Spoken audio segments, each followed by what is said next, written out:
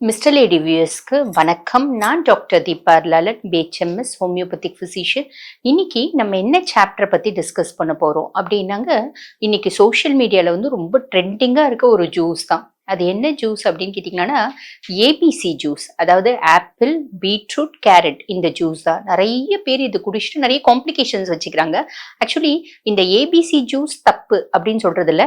ஆனா மத்தவங்க வந்து சொல்றாங்க பாத்தீங்களா, நான் பயங்கர கலர் வந்துருவேன் ஏபிசி ஜூஸ் குடிச்சா அப்படின்னு.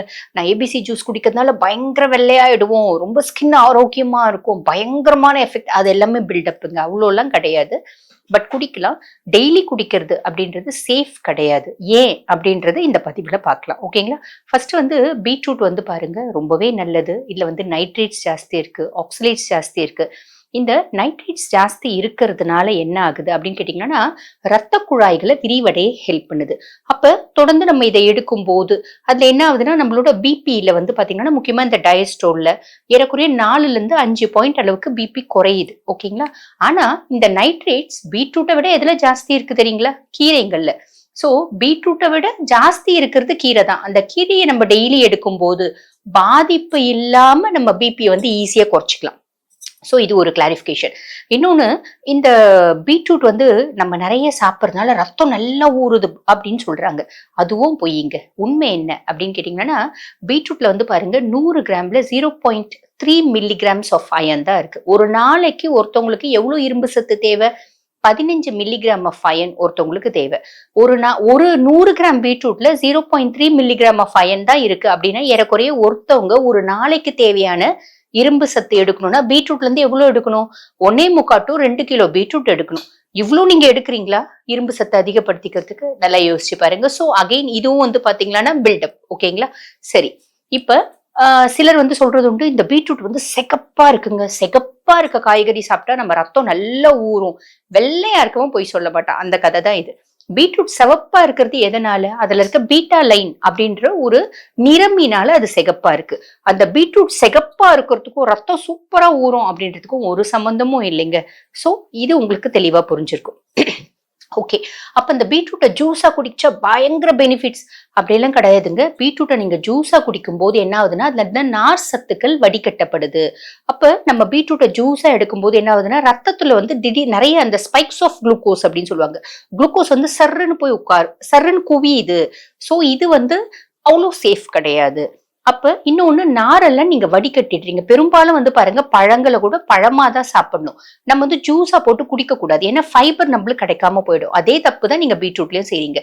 சோ அதுல பெருசா வந்து நம்ம வந்து நிறைய பெனிஃபிட்ஸ் இருக்கு ஜூஸ் அப்படி கிடையாது. பீட்ரூட் வந்து எப்படி சாப்பிட்டா பெனிஃபிட் இருக்கு? பொரியலா செஞ்சு சாப்பிடுங்க, பெனிஃபிட்ஸ் இருக்கு. பீட்ரூட்டை சமைச்சா அதுல இருக்க சத்துக்கள் எல்லாம் போயிடுமாமே? அப்படி எல்லாம் கிடையாது. சம் லாஸ் இருக்கும், முழுசும் போறது இல்ல. சோ பெஸ்ட் ஜூஸா பொரியலா? பொரியல். இதுவும் வந்து பாத்தீங்கன்னா ஜூஸ் அப்படின்றது பில்டப் தான். ஓகே. இப்ப இந்த பீட்ரூட்ல வந்து வேற என்னென்ன டிமெரிட்ஸ் இருக்கு? நிறைய சத்துக்கள், நான் ஆல்ரெடி சொன்ன மாதிரி நிறைய சத்துக்கள் இருக்கு. நல்லதுதான் பொரியலா பண்ணி சாப்பிடுறது ரொம்பவே நல்லது. சரி. இப்ப இந்த பீட்ரூட்ல வேற என்னென்ன டிமெரிட்ஸ் இருக்கு? பீட்ரூட்டை நம்ம வந்து அப்படியே வந்து எடுக்கிறோம். பூமிக்கு அடியில விளையிறது. நம்ம தோலை வந்து யூசுவலா வந்து சாக்கையா தான் சீவுவாங்க. பீலர் வச்சு ஓரளவுக்கு நல்லா தான் சீவிடுறாங்கன்னு வச்சுக்கோங்களேன். இருந்தாலும் அதை வந்து பச்சையா சாப்பிடும்போது பின்வார்ம் அப்படின்னு சொல்லுவாங்க. பின்வார்ம்னா இந்த ஊசி புழுக்கள் அப்படின்னு சொல்லுவாங்க. அந்த பின்வார்ம்னு இங்கிலீஷ்ல சொல்லுவாங்க. அந்த குட்டி குட்டி குட்டி குட்டி வெள்ளையா கொழுக்கு முழுக்குன்னு புழு இருக்கும். அது வந்து நம்ம வயிற்றுல லோட் ஆகிறதுக்கு நிறைய சான்ஸ் இருக்கு. பின்வார்ம் இன்ஃபெக்ஷன் வரதுக்கு நிறைய சான்ஸ் இருக்கு. ஓகேங்களா? இது ஒரு டிமெரிட். அதே மாதிரி இப்ப வந்து பாருங்க, விவசாயம் உரம் அப்படின்றது அவங்க ஈல்டுக்கு போட்டுதான் ஆகணும். இருக்கிற பூச்சிகள், அந்த உரம் வந்து அப்படியே நம்ம வயிற்றுக்குள்ள போறதுக்கு வாய்ப்பு இருக்கு. நம்ம சாக்கையா சீவிட்டாலும் சமைக்கும் போது அந்த உரம் வந்து அதனோட குவான்டிட்டி வந்து குறைஞ்சிடும். அதனோட மேனிஃபெஸ்டேஷன்ஸ் எஃபெக்ட்ஸும் வந்து குறைஞ்சிடும். அப்ப பொதுவாவே பழம் காய்கறி பச்சையா சாப்பிட்றத விட பெஸ்ட் என்ன தெரியுங்களாங்க? சமைச்சு சாப்பிடுறது. வெள்ளரிக்காய் எடுக்கிறீங்களா? தோலோடு எடுத்துக்கோங்க. நல்லா வாஷ் பண்ணிட்டு உப்பு மஞ்சத்தூள் போட்டு கலந்து வாஷ் பண்ணிட்டு எடுங்க. இப்ப பீட்ரூட் பச்சையா தான் எடுக்கணுமா? இந்த மாதிரி வேணா மஞ்சத்தூள் கலந்த தண்ணியில ஓரளவுக்கு வாஷ் பண்ணுங்க. ஓரளவுக்கு உரம்ன்றது போயிடும், நீங்க எடுக்கலாம். ஓகேங்களா? இன்னொன்னு, பீட்ரூட்டை பச்சையா சாப்பிட்றதுனால என்ன வரும்? பீட்ரூட்ல ஆக்சலேட்ஸ் நிறைய இருக்குங்க. அதனால கிட்னில வந்து பாத்தீங்கன்னா கால்சியமோட கம்பைன் பண்ணி கால்சியம் ஆக்சலேட் ஸ்டோன் அப்படின்னு சொல்லுவாங்க. அதை வந்து மல்பரி ஸ்டோன் அப்படிம்பாங்க. அந்த மல்பரி ஸ்டோன்ஸ் வரத்துக்கு நிறையவே வாய்ப்பு இருக்குங்க. இன்னொன்னு, இந்த பீட்ரூட் ஜூஸ் டெய்லி குடிச்சிட்டே இருக்காங்க.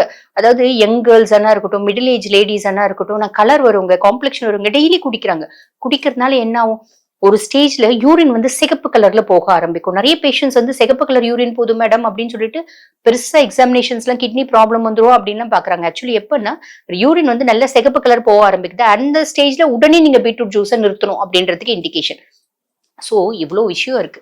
அப்ப இந்த பீட்ரூட் ஜூஸ் எடுக்கலாமா வேணாமா? ஏபிசி ஜூஸ் எடுங்க. எப்படி எடுக்கணும் அப்படின்னு கேட்டீங்களான்னா, ஒரு நாள் விட்டு ஒரு நாள் நீங்க எடுக்கிறது, வாரத்துல 3 நாள் எடுக்கிறது எடுத்துக்கலாம். டெய்லி எடுக்காதீங்க. அந்த ஒரு நாள் விட்டு ஒரு நாளும் எப்படி எடுக்கலாம் அப்படின்னு கேட்டீங்கன்னா, நீ அடுத்து வந்து இந்த ஆப்பிள பத்தி சொல்லுவாங்க. Apple day keeps a doctor away. அதனால நாங்க ஆப்பிள் சாப்பிடுறோம். அதெல்லாம் ஒண்ணும் கிடையாதுங்க. ஆப்பிள்ல வந்து நிறைய சத்துக்கள் இருக்குதான். ஆனா அதை விட காட்டு நெல்லிக்காயிலே நிறைய சத்து இருக்குங்க. அது எல்லாமே வெறும் பில்டப் தான். இப்ப இதை பார்த்து சிலர் சொல்லுவாங்க, அடடா apple day keeps a doctor அவேன்னு சொல்றதுனால டாக்டருக்கு வந்து இந்த டாக்டருங்களுக்குலாம் ஆப்பிள பிடிக்கிறது இல்ல. அப்படிலாம் ஒண்ணும் இல்லைங்க. எந்த காண்டோ எங்களுக்குலாம் இல்ல. உண்மை என்ன அப்படின்னா, அதெல்லாம் வந்து எக்ஸாகரேஷன்ஸ். கிரீன் டீ பத்தி எக்ஸாகரேஷன்ஸ், ஆப்பிள பத்தி எக்ஸாகரேஷன்ஸ், இந்த மாதிரி பேரிச்சம்பழத்தை பத்தி எக்ஸாகரேஷன்ஸ். இதெல்லாம் எக்ஸாகரேஷன்ஸ். உண்மை அதெல்லாம் கிடையாது. டெய்லி 2 பேரிச்சம்பழம் நான் சாப்பிட்டா ரத்தம் வந்து நிறைய மத்தவங்களுக்கு டொனேட் பண்ற அளவுக்கு ரத்தம் இருக்கும் அப்படின்லாம் பேஷண்ட் சொல்லுவாங்க. அது எதுவுமே உண்மை கிடையாதுங்க. ஒரு நாளைக்கு தேவையான ரத்தம் நம்மளுக்கு தேவைன்னா 1.5 கிலோ பேரிச்சம்பழம் நம்ம சாப்பிடணும். புரியுதுங்களா? சோ இந்த மாதிரி நிறைய மிகைப்படுத்தப்பட்டது அப்படின்னு தான் சொல்லலாம். அததான் வந்து எக்ஸாகரேஷன்ஸ் அப்படின்னு நாங்க சொல்றோம். சரிங்க, நீங்க என்ன வேணா சொல்லுங்க, நாங்க ஏபிசி ஜூஸ் குடிப்போம் அப்படின்னு தான் நீங்க சொல்வீங்க எனக்கு தெரியுது. ஓகே, நீங்க அதுக்கு என்ன பண்ணுங்க அப்படின்னு கேட்டீங்கன்னா, இந்த ஏபிசி ஜூஸை விட பெஸ்ட் ஒன்று இருக்குங்க. அது என்ன அப்படின்னா, நீங்க பீட்ரூட் எடுத்துதான் ஆகணும்னா அரை பீட்ரூட் எடுங்க. எவ்வளவு பெரிய பீட்ரூட்டா இருந்தாலும் அரை பீட்ரூட் எடுங்க. அரை பீட்ரூட்டோட 2 காட்டு நெல்லிக்காய் போட்டுக்கோங்க. இன்னும் நல்ல ஹெல்த்தியா இருக்கும். 2 காட்டு நெல்லிக்காய் போட்டு இவ்வளோ இவ்வளோ இஞ்சி துண்டு போட்டுக்கோங்க. இவ்வளவு பெருசு. ஓகேங்களா? இஞ்சி துண்டு போட்டு இந்த ஜூஸ் குடிங்க. இந்த ஜூஸ் வந்து பாத்தீங்கன்னா உங்களுக்கு சூப்பராகவே எஃபெக்டிவா இருக்கும். இது வாரத்துல 3 நாள் தான் குடிக்கணும். எப்படியா இருந்தாலும் பீட்ரூட் போட்டது. ஓகேங்களா? இந்த காட்டு நெல்லிக்காய் குடிக்கும்போது நம்மளுக்கு வைட்டமின் சி நிறைய கிடைக்கும். இஞ்சி சாப்பிடும்போது, இஞ்சினால நிறைய பெனிஃபிட்ஸ் இருக்கு. அதை உங்களுக்கு நான் ஒரு பதிவாவே சொல்றேன். இஞ்சினால ஏகப்பட்ட பெனிஃபிட்ஸ் இருக்கு. இன்ஃப்ளமேட்டரி மீடியேட்டர்ஸ் எல்லாம் கம்மி பண்ணும், செரிமானத்தை தூண்டும், உடல் ஆரோக்கியத்தை பேணி காக்கும். இந்த மாதிரி நிறைய விஷயம் இருக்கு இஞ்சிக்கு. இந்த மாதிரி நீங்க ஜூஸ் எடுங்க. இந்த ஆப்பிள், பீட்ரூட், கேரட்டை விட இந்த ஜூஸ் வந்து ஓரளவுக்கு நல்ல, அதாவது அதை விட இது வந்து பாத்தீங்கன்னா ரொம்பவே பெஸ்ட். அதை விட ஓரளவுக்கு உங்களுக்கு காம்ப்ளிகேஷன்ஸ் அப்படின்றது சுத்தமா இல்லாம மெயின்டைன் பண்ணும். சோ இந்த பீட்ரூட்டை பத்தினா நிறைய பில்டப்ல இருந்துலாம் நீங்க வெளியே வந்திருப்பீங்கன்னு நினைக்கிறேன். அப்படியே ஜூஸ் குடிக்கணும்னா இந்த மாதிரி குடிங்க. எங்களை கேட்டா பெஸ்ட் என்ன அப்படின்னு பீட்ரூட் பொரியல் சாப்பிடுங்க. வாரத்துல 2 நாள் பீட்ரூட் பொரியல் எடுத்துக்கோங்க. வாரத்துல 2 நாள் கேரட் பொரியல் எடுத்துக்கோங்க. டெய்லியே கீரை எடுங்க. பிபி குறைக்கிறதுக்காக பீட்ரூட் எடுக்கிறீங்களா? டெய்லியே கீரை எடுங்க. அழகுக்காக பீட்ரூட் எடுக்கிறீங்களா? நான் சொன்ன மாதிரி பீட்ரூட், அதே மாதிரி பாத்தீங்கன்னா இந்த காட்டு நெல்லிக்காய் அழகுக்கு உண்மையாவே ஹெல்ப் பண்ணும். காம்ப்ளெக்ஷனுக்கு உண்மையாவே ஹெல்ப் பண்ணும். நோய் எதிர்ப்பு சக்திக்கு உண்மையாவே ஹெல்ப் பண்ணும். சோ இந்த பீட்ரூட்டை பத்தின தெளிவான புரிதல்கள் உங்களுக்கு வந்துட்டு இருக்கும்னு நினைக்கிறேன். இதே மாதிரி இன்னொரு பதிவுல உங்களை சந்திக்கிறேன். நன்றி.